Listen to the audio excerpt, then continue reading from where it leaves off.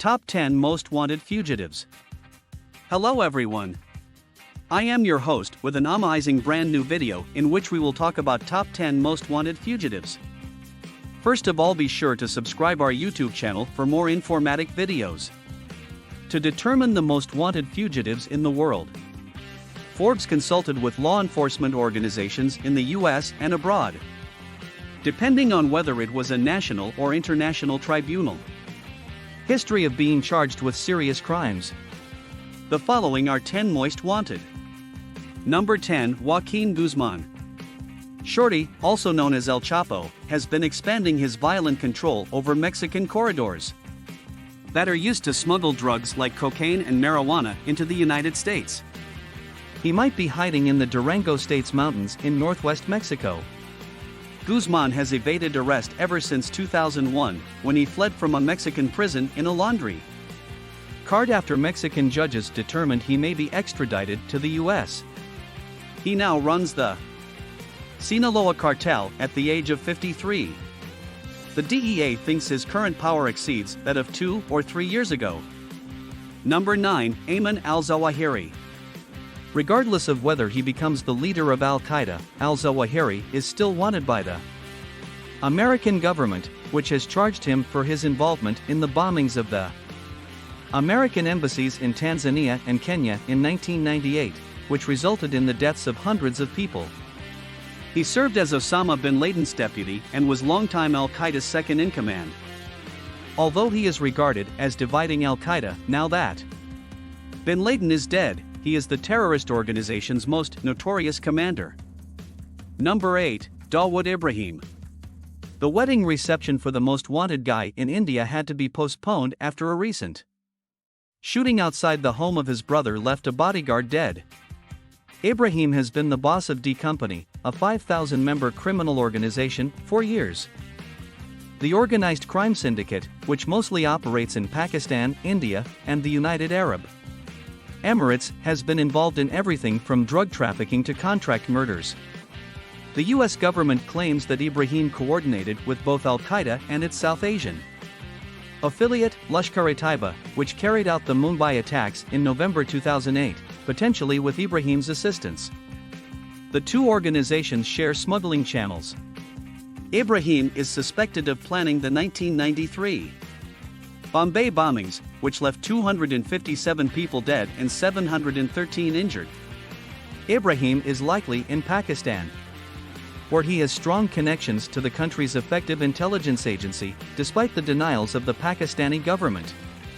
Number 7, Igor Mogilovic. In 2008, the head of Russian organized crime was briefly detained there after allegations of tax fraud at a cosmetics store. Mogilovic was released in 2009 after his attorneys claimed he was innocent of the tax-related accusations. Although the US had requested his extradition in connection with a $150 million stock fraud, there was little chance of it happening because the two countries do not have an extradition agreement. The FBI considers Mogilovic to be more than just a stock fraudster and has connected him to accusations of murder for hire, trafficking in weapons, and possibly even trafficking in nuclear materials.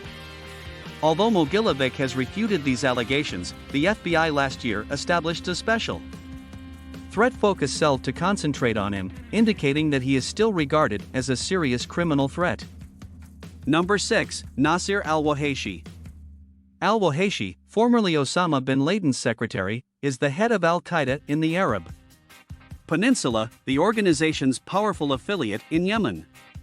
He managed to escape from a maximum security prison in Yemen in 2006, allowing him to live and work in an unstable nation. That is ideal for attracting new followers and funding. By claiming responsibility for the underwear bomber Umar Farouk Abdel Mutalab and, according to Abdul Hakim Mohammed, supporting his deadly attack on a Little Rock military recruiting office, al-Qaeda in the Arab Peninsula has made it clear that it wants to attack the United States.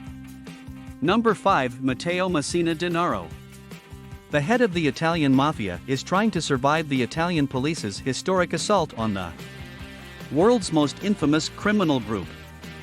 Most of the most wanted mafia fugitives have recently been apprehended by Italian law enforcement, including Giorgio De Masi. DiNaro has been able to keep his freedom. When DiNaro, also known as Diabolic, first appeared on the Forbes Most Wanted list 3 years ago, he had just begun to establish himself as a top figure in the Italian mafia following the arrest of Bernardo Provenzano. There is no question that he is the new boss now following the arrests of other top mafia figures. DiNaro, the plaything of the Italian mafia, is well known for leading a fast life, liking Rolex watches, and driving a Porsche. Among those detained are an online gambling businessman and 2 of DiNaro's in-laws.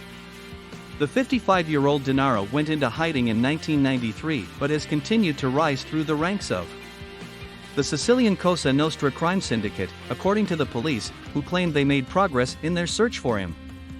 Number 4, Oleg Takunov.